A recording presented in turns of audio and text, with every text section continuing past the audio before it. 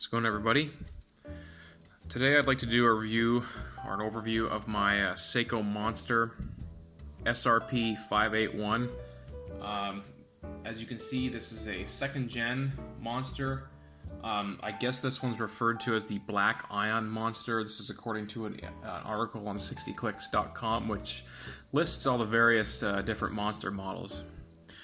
What makes this one Black Ion? Well, as you can see, this one is Black Ion coated, and then it has gold. It's not really picking up the camera.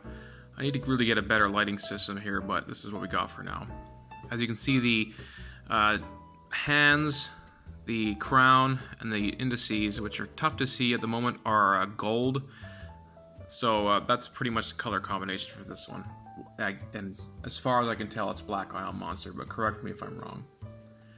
So why did I buy this Monster? It's not the most popular one. The orange one is hot right now. Any gen's very expensive.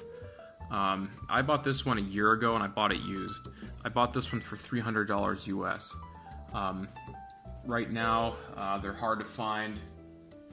I can see somebody on eBay right now, as of January 2020, trying to sell one for $550 US, asking price, not sold.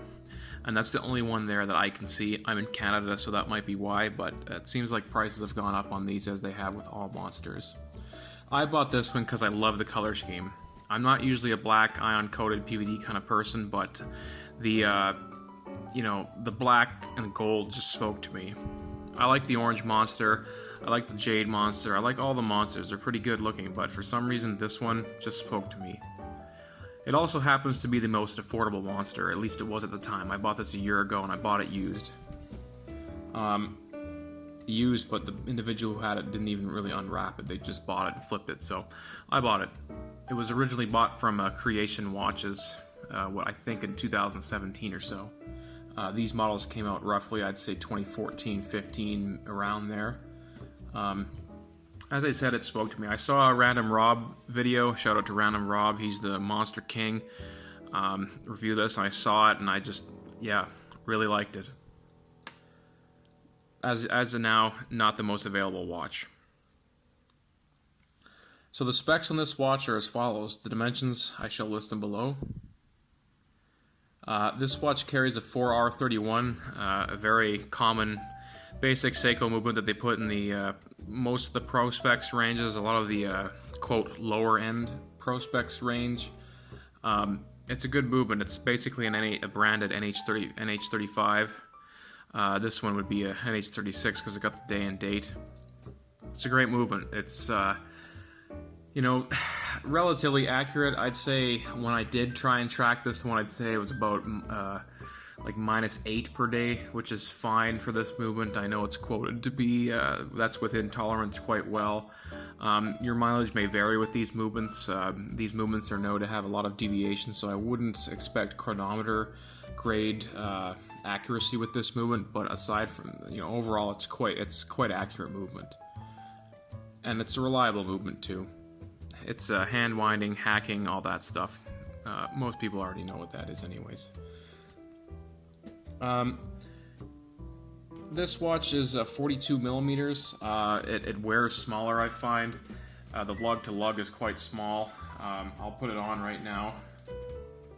It's a really comfortable watch. It wears like any other Monster, obviously. I have a 7¼ inch wrist. These Monsters really are very comfortable indeed. They wear a lot smaller than you think, and they're just really nice.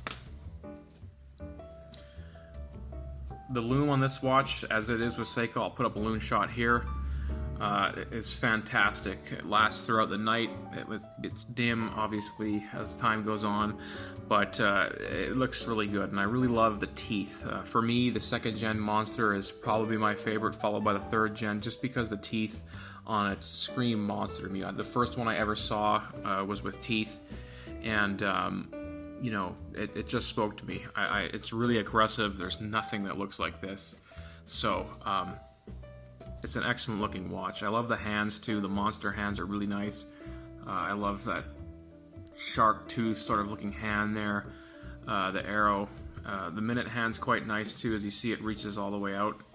And the indices and the chapter ring look really nice. So aesthetically, this watch is really pleasing. Great watch overall. The bracelet is the typical Seiko bracelet. It's a stamp clasp. It's brushed, I'd say. The little parts here where I'm pointing here, the lighting's not the best, I apologize, are shiny, polished there, but the rest of it is brushed. But since it's a black PVD coated, it's hard to tell, right? The bezel is glossy, I guess you could say, whereas the rest of the watch is brushed. So you can see there's gold crown, no Seiko mark there. It's fine with me, I don't really care. This has the crystal on this watch is the classic Seiko Hardlex crystal. I haven't had an issue with Hardlex. Naturally, I would always prefer sapphire, but you know, even in saying that, I've never had an issue with any crystals being scratched before.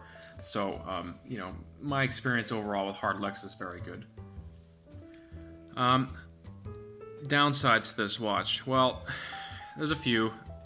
Of course, aesthetics aside, you know, if you don't like the aesthetics of the watch, you wouldn't buy it, right? So, downsides. Well, first of all, I guess this is a subjective downside. The PVD coating.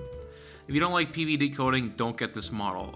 It kind of hides the aggressive bezel styling on the side. You can't see the details quite as much. It looks smaller on your wrist when they're black, I find. And, you know, the coating, whilst I found it to be very durable, you know, it'll scratch, right? If you scratch this watch, you can't really polish that out because you're going to take away the coating. So bear that in mind. I've never really had a problem with it. I've worn it a decent amount, but, you know, it should hold up, but just bear it in mind. Pin and collar system. Of course, this is Seiko bracelet, so the pin and collar system is there. Is that inherently bad? No. Would I prefer screws? Yes. I personally did not have the confidence to size this because I was worried about scratching it, so I got my watchmaker to do it for about $5 or $10 or something like that. So, you know, pin and collars, they functionally, no problem at all. No problem at all. However, they're just a little bit more difficult to utilize, but it's not a problem. Stamp clasp, you know, it's Seiko. We love Seiko, thus we put up with them.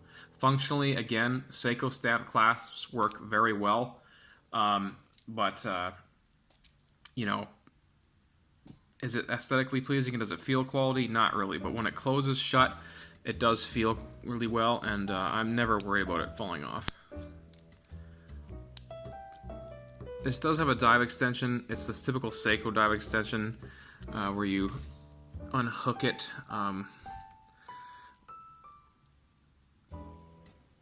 Like so.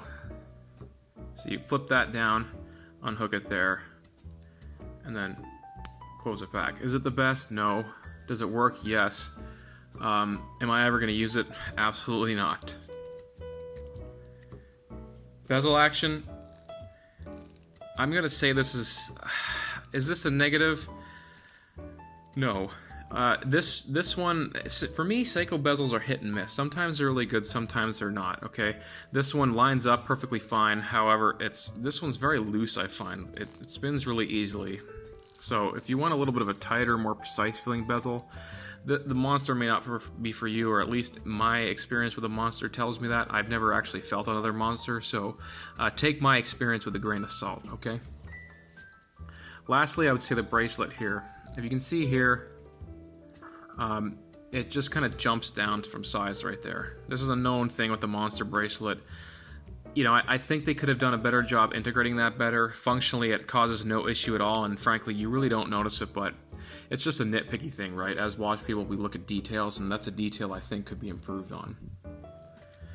Aside from that, this Monster's awesome, okay? I love the Seiko Monster. You know, it's one of those watches that took me a little bit to warm up when I first saw it. I thought it was a bit jarring, but now that I have one and seen it in person, I'm a big fan of the watch, and I'll always keep it. So that's my review of the Seiko Monster, specifically the SRP581K. Random Rob has a very good video. There's a few other videos on this exact model, but I figured I would put one together as well. So for those who are interested in this watch, you know, I've seen some in my local area in the used market, but it's no longer in production, and the ones that are for sale online are rather expensive. So you know, if you don't love PVD and you're not like a serious monster collector, you know, you could probably get another. I'd suggest getting another one. So in any case, I love this watch. I'm a huge fan of the Seiko Monster. It's just such a good looking watch, right? Like, there's nothing that looks like this. It's kind of a, I think the word iconic is a little overused, but iconic, I guess you could say. And overall, it's a great watch. So I appreciate everybody watching, and tune in next time. I'll try and review something else once I acquire it. Okay, all the best. Take care. Bye-bye.